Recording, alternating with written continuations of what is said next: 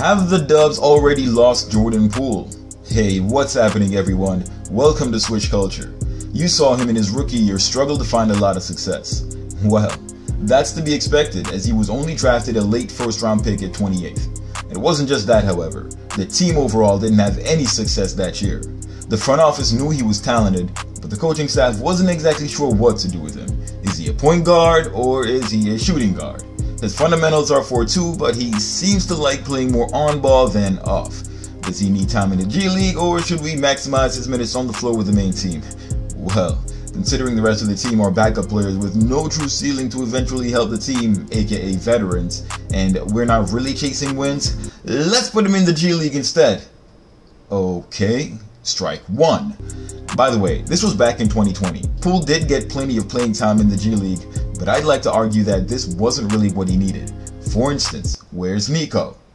Poole dazzled in the G League anyway, and although the Warriors only won 15 games in that year, he was able to get some experience, showed flashes of being able to run the point, but was still unable to get Steve Kerr's trust. Clearly, this wasn't the end of it. Year 2 wasn't much better. It was, in fact, much worse. Despite putting everything he had into the offseason, being touted as the hardest worker on the squad, Jordan Poole was still unable to get consideration for a valuable role on the team. He was relegated to the second unit, but instead of being given an increase in duties, his minutes fell. The amount of games he started got cut in half, and the team really showed no interest in taking advantage and developing his abilities to better help the team later on.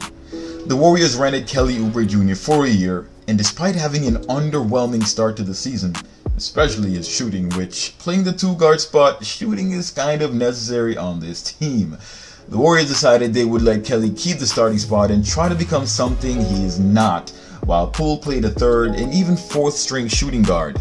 Strike 2. So behind Kelly there was Damian Lee and Kent Bazemore. Well, you might be asking, maybe they knew what they were doing and had Poole got his minutes at the 1. You'd be wrong. Steph of course started, but following Steph there was Brad Wanamaker, and following that, Nico Mannion. Now, Wanamaker sucked up quite a few of those minutes, but Jordan Poole was vying for third string minutes against Nico Mannion less than a year ago. Pause. As if this wasn't bad enough, Brad Wanamaker was playing such horrible basketball, Steve Kerr had to defend him multiple times in the media, going as far as to talk about how much he liked Brad, despite Brad really not having any kind of present or future presence with the Warriors. Did I mention Brad Wanamaker gave some of the absolute worst minutes of all time? To make matters worse, Poole, despite showing out in the small amount of minutes he had, was still sent to the G League. Meanwhile, Golden State was losing games left and right. I thought we were trying to win games. What happened? We were not winning games, and we were not developing our young guys at the NBA level. I've been talking about this for years, so this didn't just come up in hindsight. The coaching staff should have seen the kind of asset Poole would be to this team, but they either just ignored it or flat out couldn't figure this out. It was no surprise that Poole went and destroyed the G League when they sent him there. He was destroying NBA teams as well.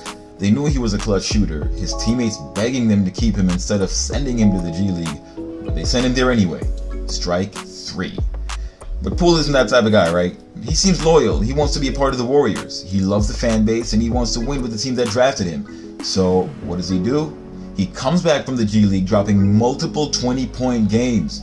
The Warriors franchise see this, and you best believe every other franchise he did this to, the Lakers, Pelicans to name a few, saw it as well. Poole worked even harder this offseason, and as a third-year player, thrust himself into the spotlight on a team that is competing for a championship. Not only was he fantastic, he gave the Warriors such a boost, it was, and still is, even confusing to some people. We have the same roster as last year, they'd say, aside from Otto Porter Jr. and Bielitsa, but do you guys really think that's all there is to it? What was the major change? Is it Gary Payton? Yes, that did have something to do with it. Bielitsa started out great for the Warriors, and Porter Jr. even had a 20-point game in catcher's rebounds. But what was the biggest change the Warriors had? Jordan Poole was thrust into the starting lineup, and before the season even got underway, had his own group of haters, Lakers, that were saying that he's only a preseason star. This group, of course, died a slow and painful death as Poole dropped dagger after dagger against opposing teams. It was now impossible to double-team Steph because with another shooter alongside him, who was himself quite difficult to guard, Steph got off to an excellent start to the season. He didn't have this with Kelly, and he certainly didn't have this with Lee nor Wanamaker. This was Poole. Imagine if the Warriors had fully invested in Poole from the start. Poole was averaging close to 20 points per game, and the Warriors were the top defensive team in the league. The squad was on top of the world while missing an all-star caliber player in Klay Thompson. No other team had looked as dominant, although the Suns were trying to make a statement. All we had to do was add Klay and Wiseman, and this team would be unstoppable. But that was the last we would see of this team for the foreseeable future. Klay was coming back, and I was worried. I was worried not for the rest of the league, but for the home team. I wasn't worried without cause, however. I had recently read that Steve Kerr intended to have Klay come right back in the starting lineup. I knew we were riding the high of the top team in the league, but I also knew that the reason we were doing so well had nothing to do with Klay starting next to Steph Curry. We've been playing very well with Poole in the starting lineup, and now the dynamic is about to change. I was very forceful and adamant that Kerr keep Poole in the starting lineup. Klay is going to need a lot of time to adjust. Unfortunately, those words were gone with the wind. Steve Kerr put Klay in the lineup, and just as any addict who had gotten their fix, the captain punched a hole at the 2 spot and immediately sought to make up for his missed time. His time in the starting lineup was going to be limited for now, but instead of focusing on Klay's continued rehab by letting him come off the bench, Kerr sacrificed Poole's chemistry with the starting unit, compromising his contribution to the team, and thus leading to a painful regression of the team's once overwhelming superpower-like abilities. Strike 4. Again, this isn't the only factor in the Warriors having a difficult time with winning games. Some games were more winnable than others, and Draymond's injury also came at a bad time. Since then, Poole has been struggling to find a spot in the Warriors' current lineup, and it's shown in his efforts, his play, and consequently the Warriors' record. The big ta-da here is that the franchise knows they've just about lost Poole.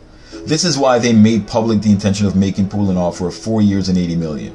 This is why you see Steve Kerr talking him up in the interviews. They know that Poole is a starting level player, and the team, especially Curry, has clearly suffered for his absence in the starting lineup. You can see that Poole isn't happy in his interviews. He knows he's earned that spot, but he can't express that sentiment. You have to keep a team-first attitude. I mean, you got to kind of find a way to play through it. Guys, this isn't right. Klay's 31 and shooters hang around for a while. Steph Curry will be around for a long while. What the Warriors haven't done and should likely do is have a guard trifecta of Curry, Poole, and Klay in the starting lineup if anything. I hate to say it, but Wiggins is the odd man out, and Wiggins being gone is the only way that the Warriors will be able to have Poole stay with the team. Kerr likes to run a small team anyway.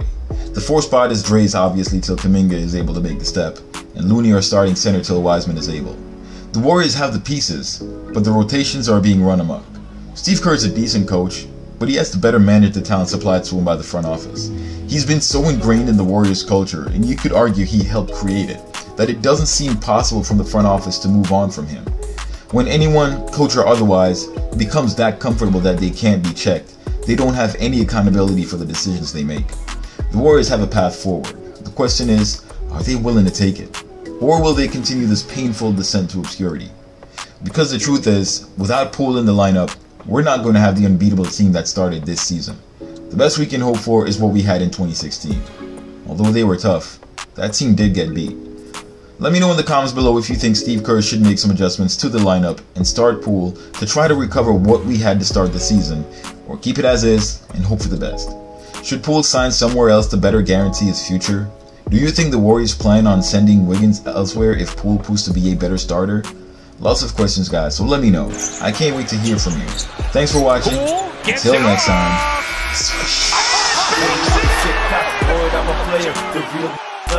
I don't give a prayer, man, fuck a naysayer. I block so hard, sweetie get served. Call me Lonzo Ball, bitches get swerved. Usually